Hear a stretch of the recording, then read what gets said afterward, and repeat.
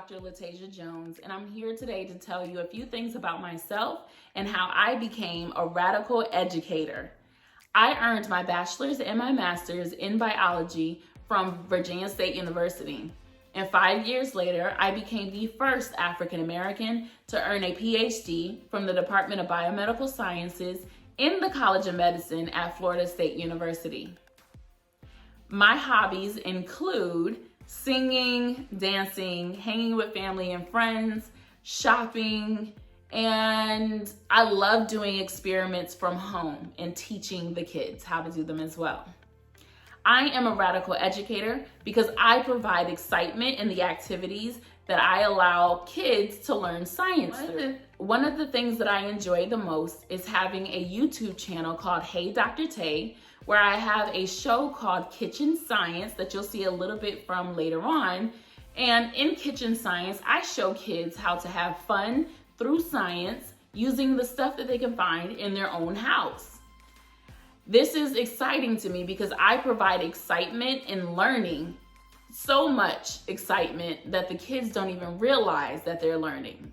And that is why I am a radical educator. I am a neuroscientist. This means that I study the brain. I look for abnormalities or issues within the brain and try to figure out why these issues are occurring. In particular, my studies involved looking at neurological or neuroscience related issues in the brains of kids to see what's going on and hopefully find a cure or treatment for the issues that are going on within that particular child. Science has impacted my life incredibly in 3 different ways in particular. I learn differently. I want to learn more all the time, and I definitely accredit that to science because science makes you want to know more. I also teach differently because I'm so excited about science. I like for the way that I teach to be exciting as well. So I tell stories, I provide pictures, I do hands-on activities, anything and everything to keep people excited. And most importantly, I took a trip in 2011 where I taught English, science, and math to the students in Ghana. And during this time, I became so excited about how the students were excited about what I was teaching when it came to their science class. It created the motivation that I needed to pursue my PhD. And if I would have never done that, history would have never been written the way it is. Black scientists matter because of representation and to provide motivation to future generations. I did not have a Black scientist role model when I was young. It didn't even fathom to me that I could become a scientist later on.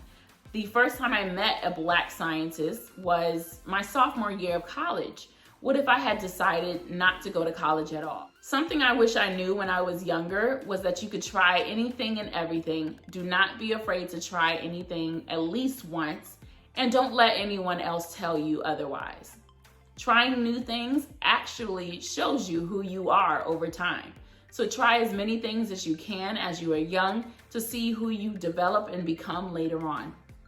My career action plan currently includes utilizing my science expertise and my experience in science to create initiatives that not only allow the youth to explore STEM careers, but it also allows them to see how exciting science can be for them as well. So I have, as I stated earlier, my YouTube channel and show called Kitchen Science with Dr.tay. But I also have an initiative with the Ronald McDonald House Charities where we provide patients at Children's National Hospital with fun activities so they can learn science in fun ways. I also am an advocate for diversity in STEM, so I created an initiative called STEMming While Black, which allows Black leaders in STEM to provide guidance, mentorship, and networking opportunities to future leaders in STEM.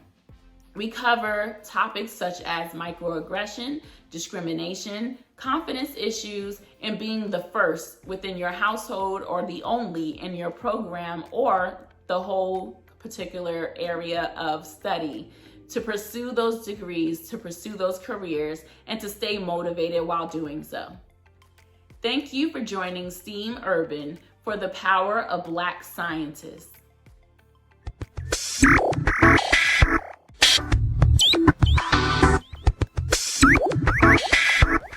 We like to party. Hey, hey, hey, hey. Hey. Ooh. Hi, everybody. I'm sorry about that. Hey, it's Dr. Tay here for another episode of Kitchen Science. And today we have something really fun in store. Today, we're going to be making elephant's toothpaste. And while making elephant's toothpaste, we're going to be learning about exothermic reactions and what a catalyst is. So stay tuned. As I mentioned before, the learning principles of today are exothermic reaction and catalyst. To help us understand what those two things are, Professor Tay is going to give us a little bit of direction. Professor Tay, help us out. Thank you, Dr. Tay, for calling on me to assist with you today. Hi, class. I'm so excited for your elephant toothpaste experiment, and I'm glad that I'm able to help you understand what you're doing today.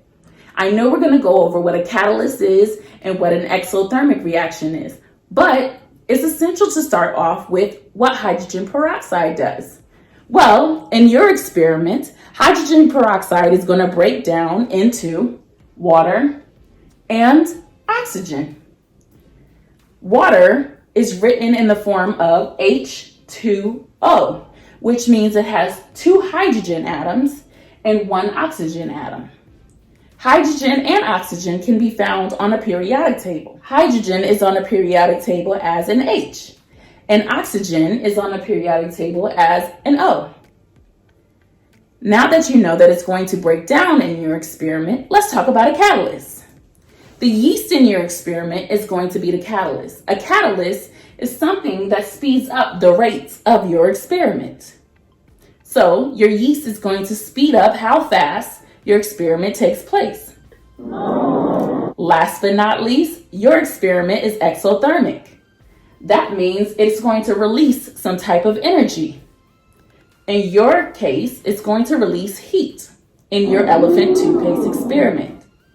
Now that you know the essential parts of this experiment, go have fun. Great. Now I understand that a catalyst speeds up a reaction, and an exothermic reaction is one where energy is released. Something such as heat can be that energy. So thank you, Professor Tay, for that direction. Now let's get started with our experiment. The supplies you'll need are hydrogen peroxide that you can get from a CVS or any convenience store, a clear container. I have a vase, a soup container, and some clear cups, something to stir with, some type of dish soap, food coloring, yeast, and they come in yeast packets most of the time, and then scissors to open up the yeast with. Parents, be warned, this may get a little messy. So I have a counter space covered with a tablecloth and a cutting board that I'm going to actually put my container on top of for the elephant toothpaste making. Let's get started. So the first step, we're going to have hot water and mix our yeast into the hot water. I've already made this water warm enough for the mixing, and I'm going to empty my yeast packet into this hot water. Next, you're going to want to mix your yeast into the hot water so you have thoroughly mixed into solution. Next, we're going to add our hydrogen peroxide to our empty container. I chose to use the empty vase so it could be big enough to show you guys through this video. So, adding my hydrogen peroxide.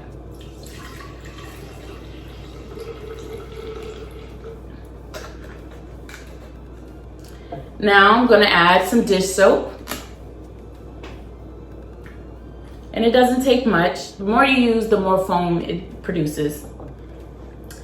Next, I'm going to add my food coloring. Chose red. And if you want to be very creative, you can add other colors to the other side to see what happens. I'm going to choose blue for this side. And maybe a dash of green here. All right, and the last step is to add your yeast water solution. And you want to do this quickly because you want to hopefully ignite your reaction immediately as possible.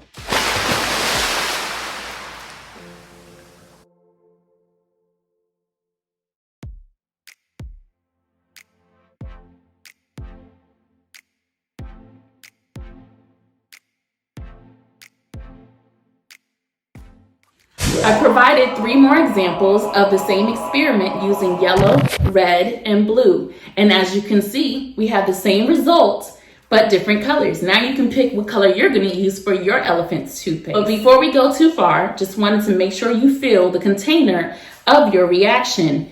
And you can feel that it's a little warm, right? Well, that's because this is the exothermic reaction. The energy that's released in this reaction when you added your yeast to your hydrogen peroxide not only broke your hydrogen peroxide down to water and oxygen, but it also released heat. So now you know what a catalyst is, what an exothermic reaction is, and you know how to create elephant's toothpaste. Thank you for joining me. I had so much fun on this episode of Kitchen Science. Join me again, your host, Dr. Tay, as we have more fun through science.